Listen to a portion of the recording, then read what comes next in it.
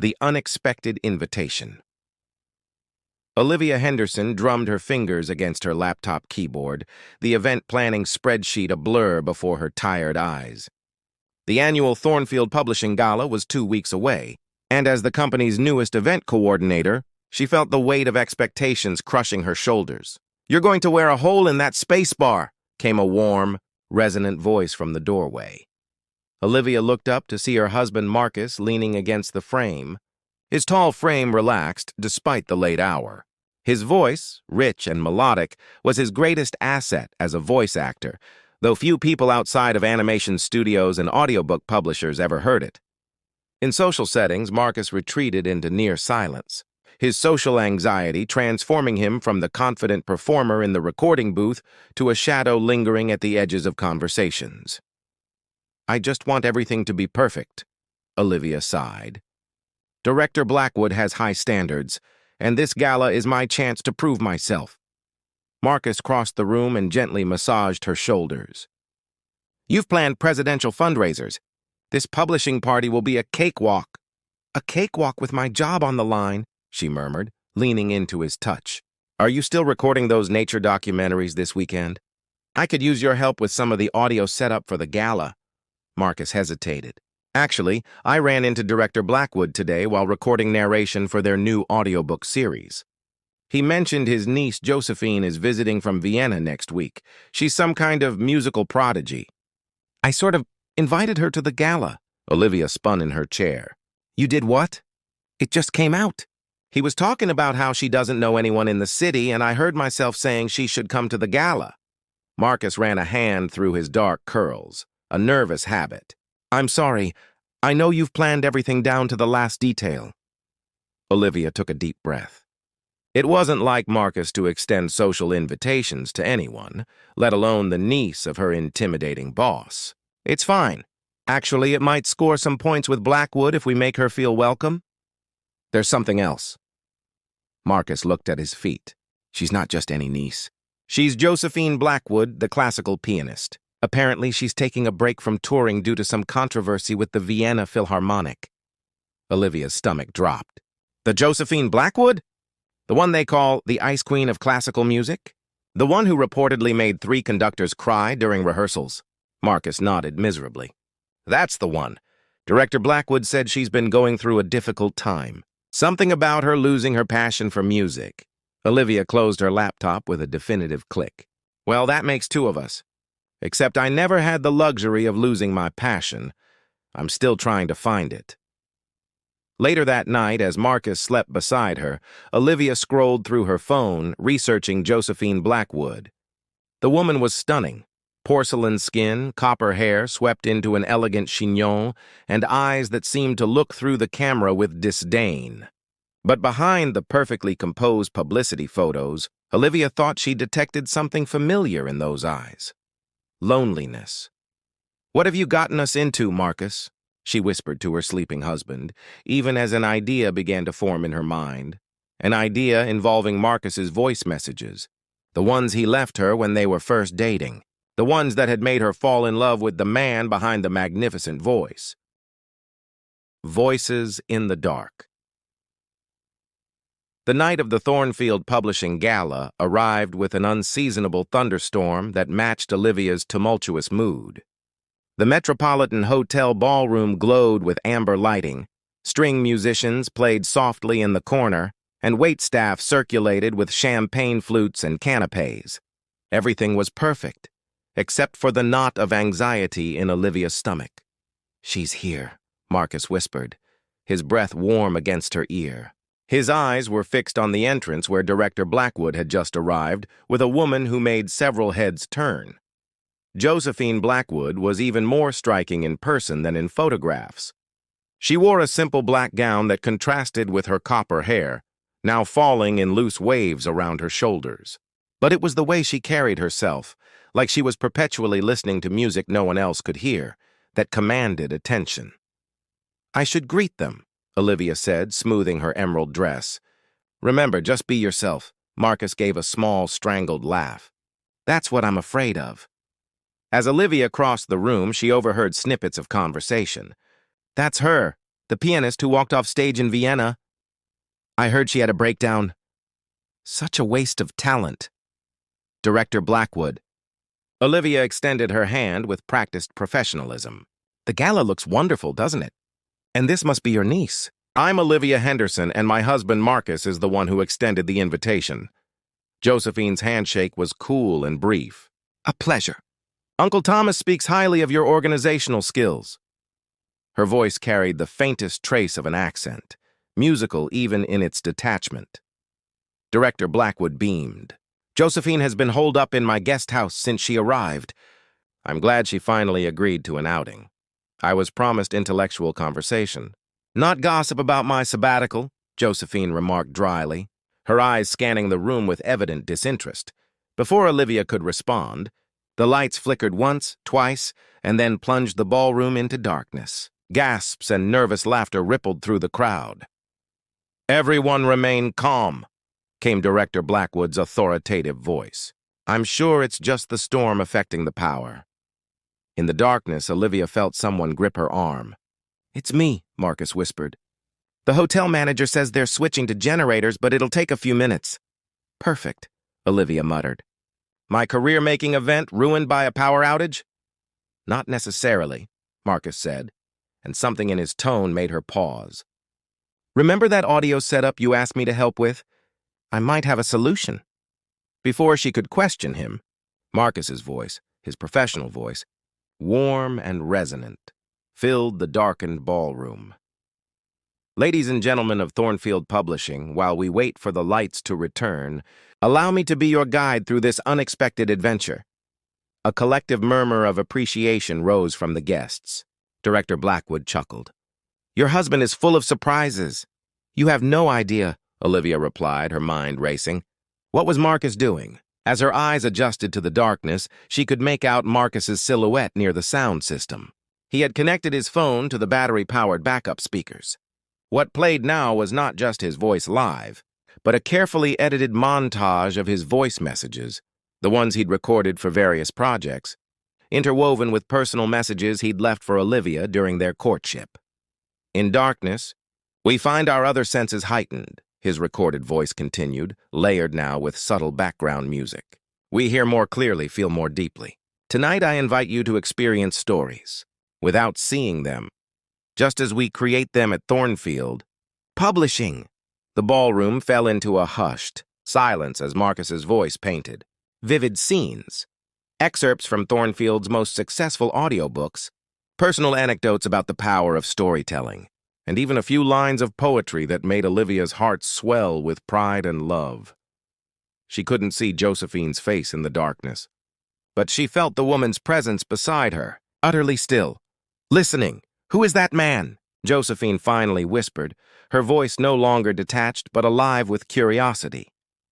That's my husband, Olivia replied, unable to keep the pride from her voice. Marcus Henderson. His voice, it carries emotion so effortlessly. As if on cue, the emergency lights came on, casting the room in a soft, ethereal glow. All eyes were on Marcus, who stood by the sound system, looking simultaneously terrified and exhilarated.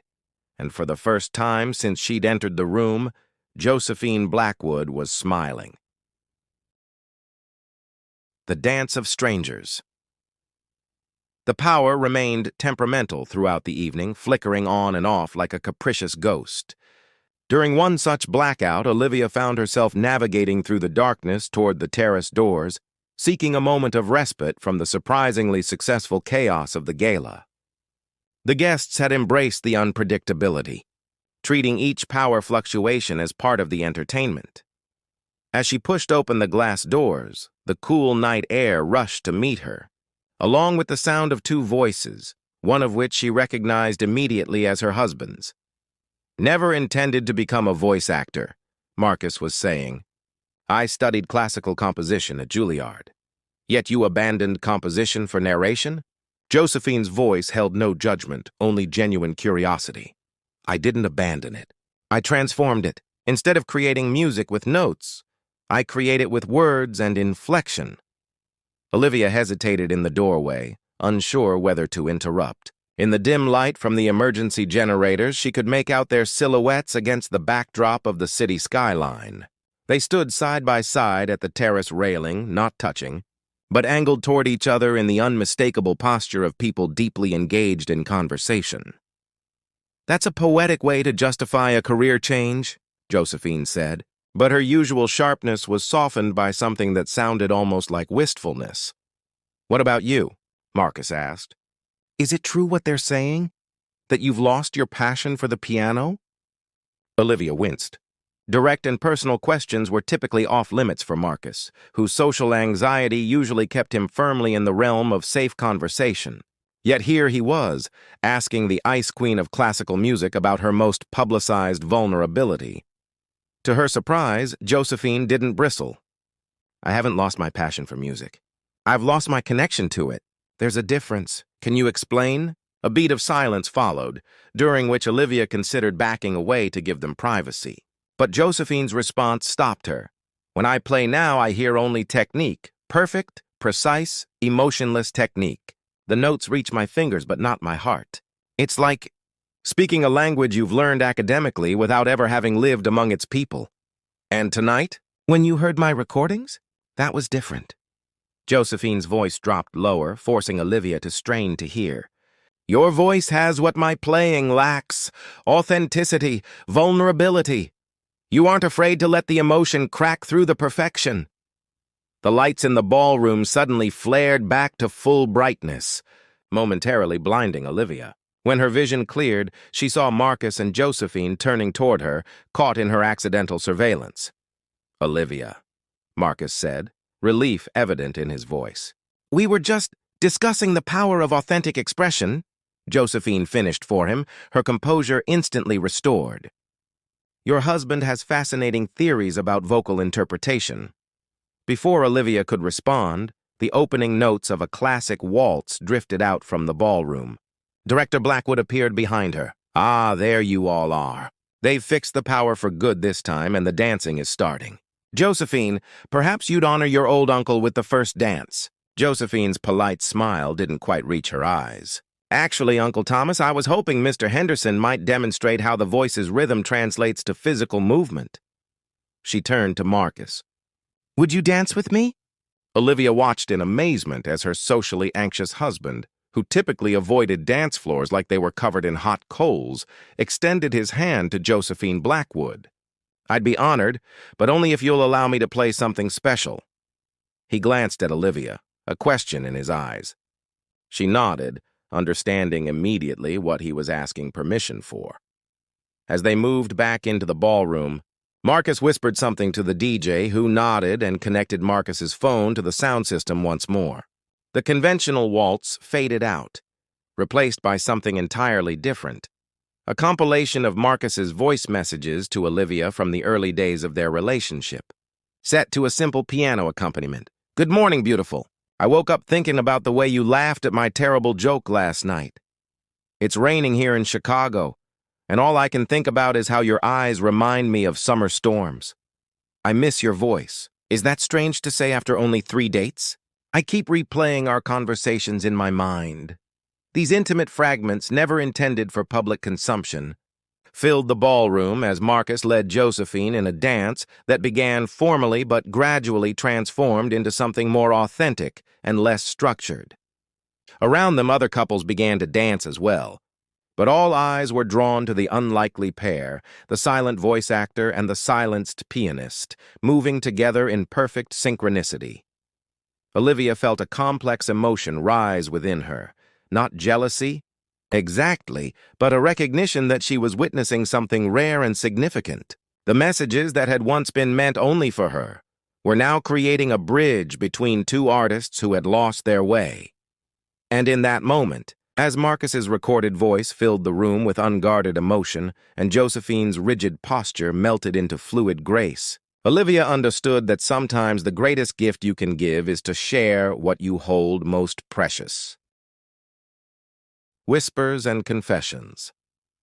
3 days after the gala, Olivia sat across from Director Blackwood in his oak-paneled office, a congratulatory bottle of champagne between them. The power outage, far from ruining the event, had transformed it into what publishing insiders were now calling the most memorable Thornfield Gala in a decade.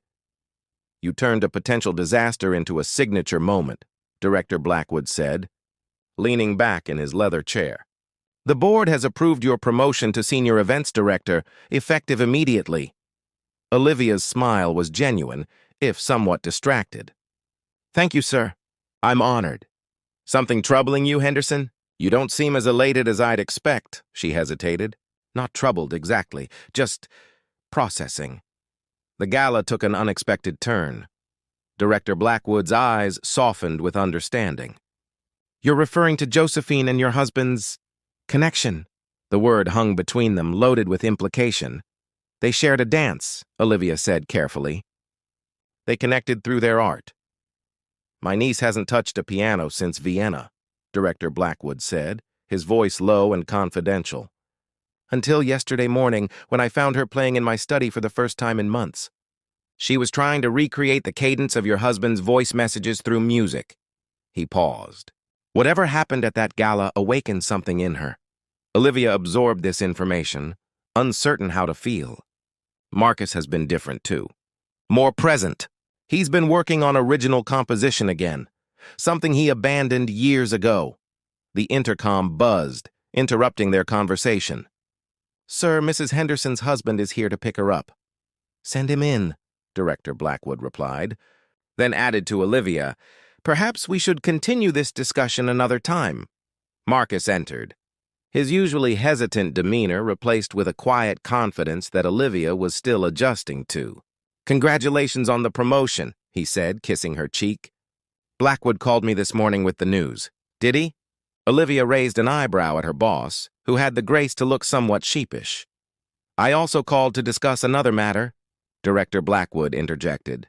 "Thornfield is launching a new multimedia division.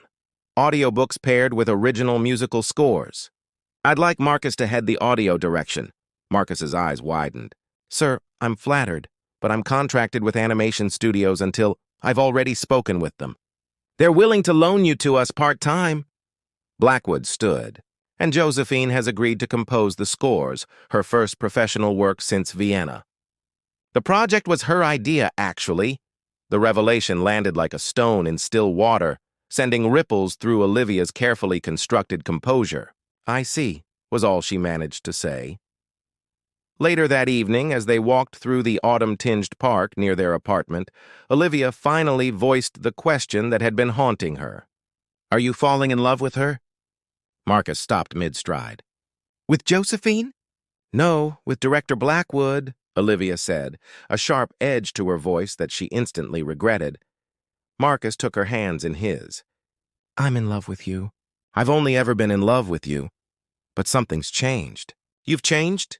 "Yes," he acknowledged, his voice soft but steady. "Meeting Josephine was like meeting a mirror.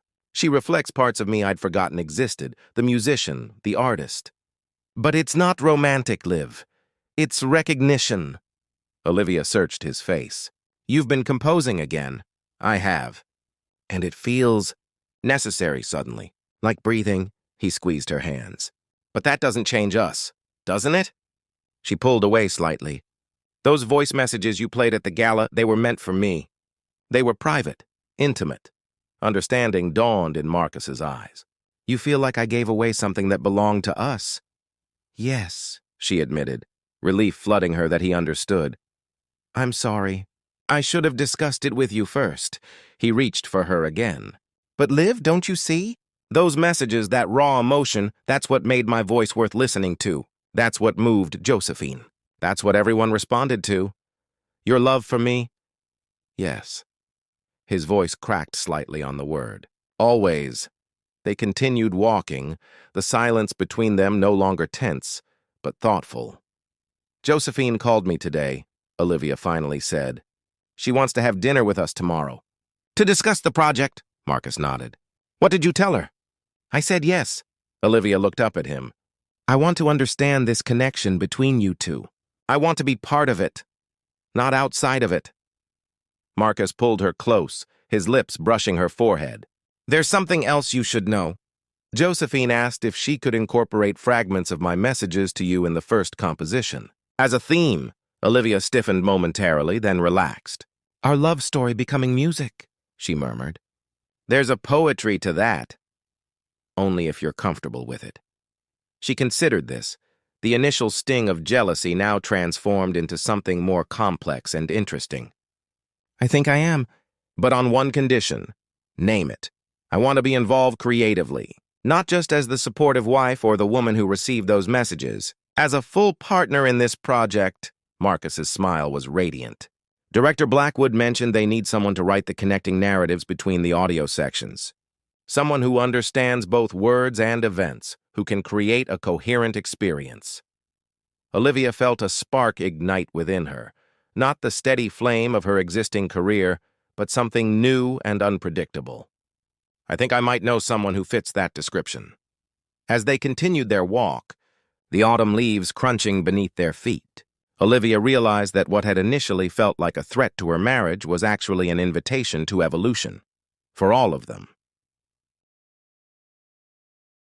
Harmonious resolution. 6 months later, the rooftop garden of Thornfield Publishing's headquarters was transformed for the launch party of Echoes, an Auditory Experience, the first release from the company's new multimedia division.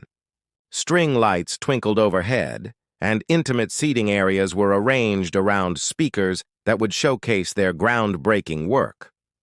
Olivia surveyed the scene with professional satisfaction and personal pride. The project that had begun with a power outage and an unexpected dance had evolved into something none of them could have anticipated. A fusion of spoken word, original music, and narrative structure that early critics were already calling revolutionary.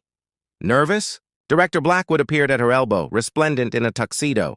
Terrified, she admitted, but the good kind of terrified. That's how you know it matters. He clinked his champagne flute against hers. To new beginnings. Across the rooftop, Marcus and Josephine were deep in conversation with representatives from the New York Philharmonic, who had expressed interest in adapting Echoes for a live orchestral performance. The once reclusive voice actor and the formerly ice-cold pianist now moved through the industry crowd with easy confidence, united by their shared artistic vision. Watching them, Olivia felt a swell of emotion that defied simple categorization. The past months had been a journey of redefinition, of her marriage, her career, and her understanding of connection. There had been challenging moments, late-night conversations, and occasional tears. But through it all, something beautiful had emerged. Mrs. Henderson, a young intern, touched her elbow. We're ready to begin the presentation whenever you are. Olivia nodded. Tell them 5 minutes. As the intern departed, Olivia made her way to Marcus and Josephine. Up close, she could see the nervous energy radiating from both of them. Marcus fidgeting with his cufflinks, Josephine repeatedly tucking a strand of copper hair behind her ear. It's time, Olivia said softly. Josephine grasped her hand impulsively. Thank you. For everything, the simple words carried layers of meaning. Thank you for sharing your husband's talent. Thank you for writing the narrative that binds our work together. Thank you for not seeing me as a threat, but as a collaborator. Marcus slipped his arm around Olivia's waist, grounding her as they moved toward the small stage. The three of them stood together as Director Blackwood introduced them, and the concept behind Echoes. And now, he concluded, rather than tell you about their work, I invite you to experience it. The lights dimmed, and the opening notes of Josephine's piano composition filled the night air. Delicate at first, then building in complexity and emotion. It was a musical interpretation of Marcus's first voice message to Olivia, capturing the nervous hope of new love. Then Marcus's voice entered, not reading from a script but speaking directly to the audience, his natural warmth amplified by the professional quality of his delivery. We begin this journey with a question. What does it mean to truly hear another person? Not just their words, but the spaces between words, the breaths, the hesitations, the moments when emotion overcomes eloquence. As his voice faded, Olivia's narrative began. her words weaving between Josephine's music and Marcus's voice to create a tapestry of sound and meaning. In darkness, we find our other senses heightened. We reach for connection without the distraction of sight. We become more honest, more vulnerable, more authentic. For the next 20 minutes, the audience was transported by their creation, a story told in 3 voices, each distinct yet harmonized into something greater than its parts. When the final note faded, there was a moment of complete silence. Then applause erupted, passionate and sustained. In the midst of the celebration that followed, Olivia found herself alone with Josephine for a rare private moment. "I'm returning to Vienna next month," Josephine said, her eyes on the city skyline. "They've offered me a position as composer in residence with the Philharmonic." Olivia felt a complicated mixture of emotions: relief, sadness, gratitude. "That's wonderful. You deserve it." "This project saved me," Josephine said simply. "You and Marcus saved me." "I think it was mutual." Josephine turned to face her fully. "I want you to know, I never intended to come between you. What I feel for Marcus is admiration, recognition, not romance." "I know that now," Olivia smiled. "But even if it had been, I've learned that love isn't always a zero-sum game. Sometimes it multiplies rather than divides." Josephine's eyebrows rose slightly. "That's a very evolved perspective. Don't give me too much credit." "I had my moments of jealousy," Olivia laughed softly. "But ultimately, watching you and Marcus find your voices again showed me that connection comes in many forms. And the most important connections help us become more fully ourselves, not less." Later that night, as Olivia and Marcus walked home along the river, he asked, "What did Josephine say to you? You both look so serious." "She's returning to Vienna." Marcus nodded, his expression reflective. "I thought she might. Her playing has that fire again. She needs a bigger stage. Are you sad to see her go?" "Yes," he answered honestly, "but also happy for her, and grateful for what her presence catalyzed in all our lives." Olivia squeezed his hand. "When I first heard you'd invited her to the gala, I never imagined we'd end up here." "Where exactly is here?" Marcus asked, his voice teasing but his eyes serious.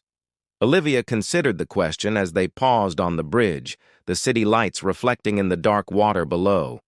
6 months ago, she had been an event planner married to a voice actor who hid his talent and passion behind social anxiety. Now she was a narrative director partnered with a composer who spoke his truth fearlessly. "Here is a place where we're both more authentic," she finally answered.